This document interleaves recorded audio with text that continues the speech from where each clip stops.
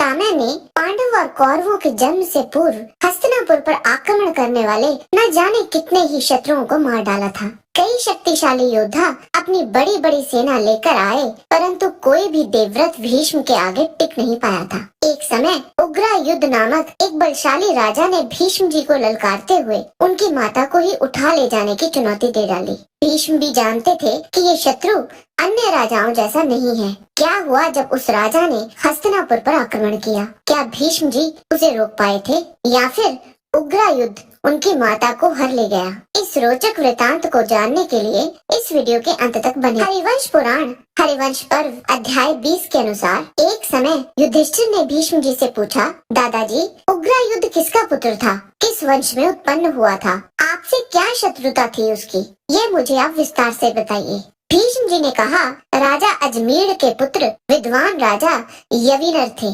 भविष्य में आगे उन्हीं के वंश में कृत के पुत्र पौरव नंदन वीर उग्रा युद्ध हुए, जिन्होंने अपने पराक्रम से पांचालों के स्वामी कृषित के पितामह महातेजस्वी नीप को मार डाला था। तात वे उग्रा युद्ध बड़े दुष्ट स्वभाव वाले और बलवान थे। उनका महान चक्र चलता था। उन्होंने नीपों का घोर संहार कर डाला था। वे नीपों तथा दूसरे राजाओं का युद्ध में वध करके घमंड से भर गए थे। जिस समय मेरे पिता मर गए थे और मैं मंत्रियों से घिरा हुआ पृथ्वी पर शयन करता था, उसी समय उन्होंने मुझसे बड़ी कुत्सित पाप पूर्ण बात कहलाई।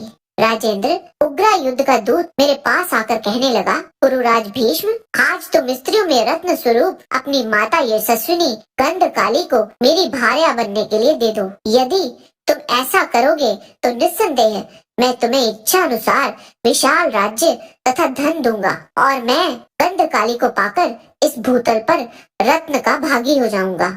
भारत मेरे इस परम दुर्जय चक्र का दर्शन करके शत्रुगण युद्ध में मुझे देखते ही भाग खड़े होते हैं। तुम यदि राज्य, कुल एवं अपने प्राणों का कल्याण चाहते हो तो मेरी आज्ञा मान लो, नहीं तो चैन से न रह सकोगे। जब मैं भूमि पर कुशाओं की छैया पर सो रहा था, उस समय उसने दूत के द्वारा ये अग्नि की ज्वाला के समान जलाने वाली बात कहलाई थी। अच्युत, तब मैंने उस दुर्बुद्धि के अभिप्राय को जानकर अपने सेनापतियों को सब प्रकार से संग्राम करने की आज्ञा दे दी। विचित्र वीर्य मेरे आश्रय में रहता था तथा वह बालक होने के कारण युद्ध भी नहीं कर सकता था। इस बात को देखकर क्रोध में भरकर मैंने स्वयं ही युद्ध करने का विचार किया। निष्पाप, उस समय मंत्रज्ञ मंत्रियों, वेदज्ञ ऋत्विजों, तत्वदर्शी मित्रों और शास्त्रवेता स्नेही पुरुषों ने मुझे युद्ध करने से रोक दिया और इसका उचित कारण भी बताया। मंत्रियों ने कहा, प्रभु, उस पापी का चक्र चल रहा है और आपको अशौच लगा हुआ है, अतः ये युद्ध प्रथम कल्प कभी नहीं माना जा सकता।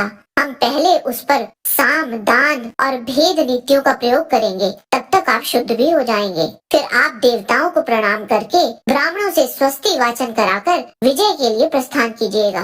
वृद्धों का कथन है कि जब शौच चल रहा हो उस समय अस्त्रों का प्रयोग और युद्ध में प्रवेश नहीं करना चाहिए। अतः पहले साम, दान, भेद से इसको वश में करने का यत्न किया जाए। तब भी ना माने तो फिर जैसे इंद्र ने शंबरासुर को मार डाला था, उसी प्रकार पराक्रम करके आप इसको मार डालिएगा। राजन, ये सुनकर मैं युद्ध से रुक गया।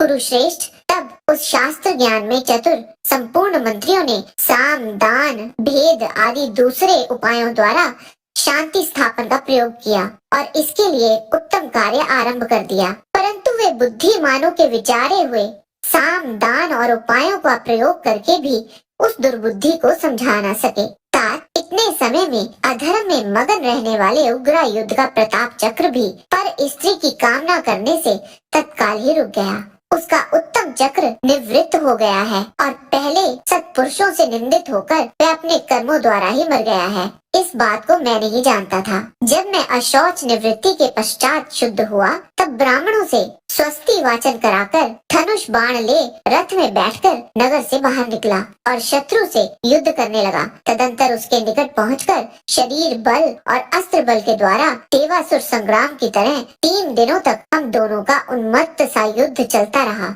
तत्पश्चात मेरे अस्त्रों के प्रताप से भस्म होकर वह वीर रण के मुहाने पर अपने प्राणों को त्याग कर गिर पड़ा। तात इसी बीच में उग्र युद्ध द्वारा नीपेश्वर तथा मेरे द्वारा राजा उग्र युद्ध के मारे जाने पर ऋषभ ने भी कांपिल्य नगर पर आक्रमण कर दिया।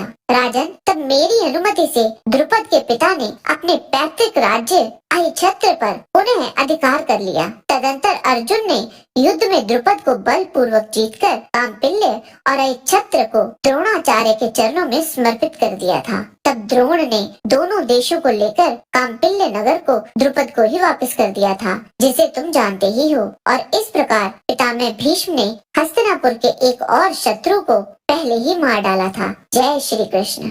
आज के वीडियो में बस इतना ही। आशा करते हैं कि आपको हमारा ये वीडियो पसंद आया होगा। कृपया इसे लाइक और शेयर अवश्य करें।